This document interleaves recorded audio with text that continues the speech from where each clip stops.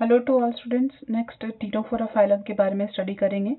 Introduction अगर देखें तो टीनोफोरा फाइलम जो है वो पहले सिलेंट्रेटा के साथ रखा गया था, क्योंकि ये सिलेंट्रेटा के सब फाइलम में आता था। लेकिन इसके कैरेक्टर्स थोड़े से डिफर करते हैं सिलेंट्रेटा से, क्योंकि इसमें कॉम्ब लाइक स्ट्रक्चर पाई जाती हैं, जेली लाइक स्ट्रक्चर पाई जाती हैं, जो कि कॉम्ब जेलीज कहते हैं, इसलिए कॉमन नेम है इसका कॉम्ब जेलीज। और कॉम्ब प्लेट्स पाई जाती हैं 8 संख्या में। कितनी होती है? 8 कॉम्ब प्लेट पाई जाती हैं। और इनमें सिलेंट्रेटा से कुछ लक्षण डिफर करते हैं, इसीलिए इन्हें अलग फाइलम टीनोफोरा में रखा गया है। तो पहले तो एक छोटा सा फाइलम है ये, और मराइन एनिमल्स हैं इसमें। जितने भी एनिमल्स हैं सारे मराइन हैं। इनका जो लुक है, अपीयरेंस है, वो वॉलनट जैसा होता है, यानी गोल होते हैं, शेप और साइज में छोटे और गोल राउंड ओवल होते हैं। तो वॉलनट जैसा साइज होता है, शेप होता है, इसीलिए इसे सी वॉलनट भी कहते हैं। इसका कॉमन नेम क्या है? सी वॉलनट। और इनमें कॉम्ब स्ट्रक्चर पाई जाती है, कॉम्ब प्लेट्स, इसलिए इन्हें टीनोफोरा कहते हैं।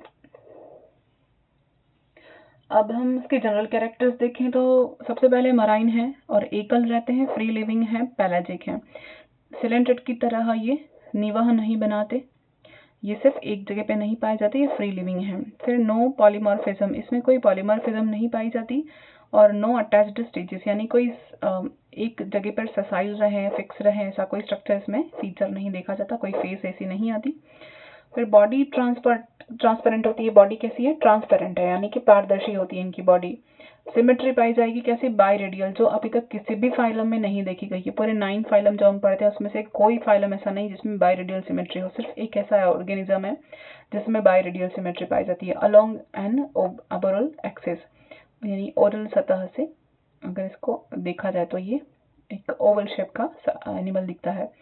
एक्सटर्नल सरफेस देखें तो इस पे 8 वर्टिकल रो लाइक कॉम्स प्लेट प्रेजेंट होती हैं, जो कि सिलिया के फ्यूज होने से बनती हैं और ये लोकोमोशन में हेल्प करती हैं, इसलिए इनका नाम कॉम्ब जेलीज है।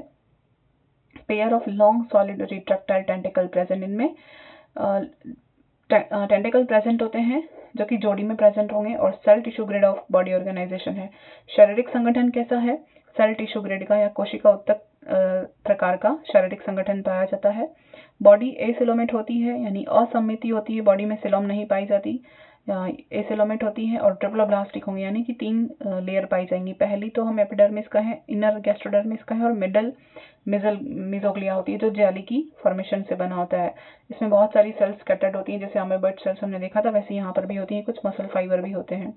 डाइजेशन पूछे तो माउथ प्रेजेंट होता है, स्टोमोडियम प्रेजेंट होता है, और कॉम्प्लेक्स होता है, गैस्ट्रोवास्कुलर कैनाल प्रेजेंट होती है, और 2 ओबरल एनल पोर्स प्रेजेंट होते हैं।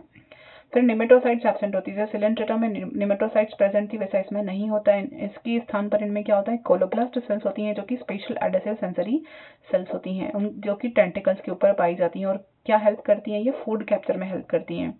फिर स्केलेटन देखें तो नहीं होता। Circulatory system absent, respiratory system absent, excretion के लिए कोई ऑर्गन एब्सेंट, तो कोई सिस्टम नहीं पाया जाता, कोई ऑर्गन प्रेजेंट तो है ही नहीं।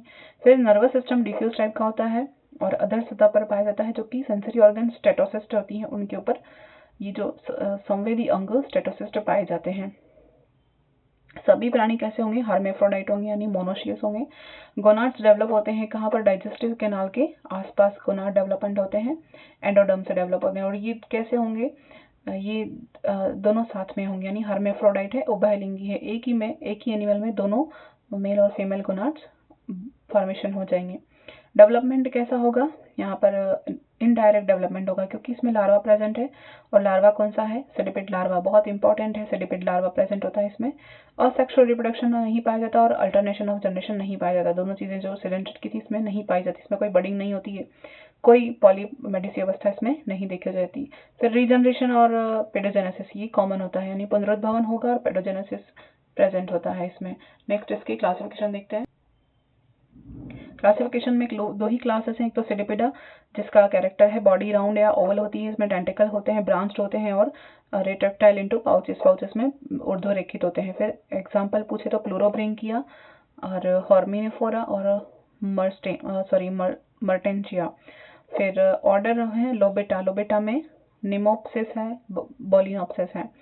और ऑर्डर 3 है सेस्टिडा में वेलिनम है और सेस्टम है। ऑर्डर 4 है प्लेटिकना, और इनमें एग्जाम्पल है टिनोप्लाना और सिनोप्लाना। और ऑर्डर 5 जो है वो थैलेसोकेल्सिडा, थैलेसोकेल्सिडा इनकॉन्स्टेंट इसका एग्जाम्पल रहेगा। क्लास 2 है इसकी न्यूडा, इसका एग्जाम्पल है बिरोई, बिरोई जो बहुत इंपॉर्टेंट एग्जाम में आता है, आरपीएससी में पूछा गया है। टिनोफोरा विदाउट टेंटिकल्स, न्यूडा में क्या होगा, टेंटिकल्स प्रेजेंट नहीं होते, बिरोई में क्या होता है, टेंटिकल्स प्रेजेंट नहीं होती, फुटबॉल जैसा या हम कहेंगे मेलन होता है उस तरह का इसका स्ट्रक्चर दिखाई देता है। Thank you. ये टिनोफोरा क्लासिफिकेशन और जनरल कैरेक्टर्स हमने यहाँ पर खत्म कर दिए हैं। नेक्स्ट हम देखेंगे प्लेटीहेल्मिन्थ्स के कैरेक्टर्स। Thank you.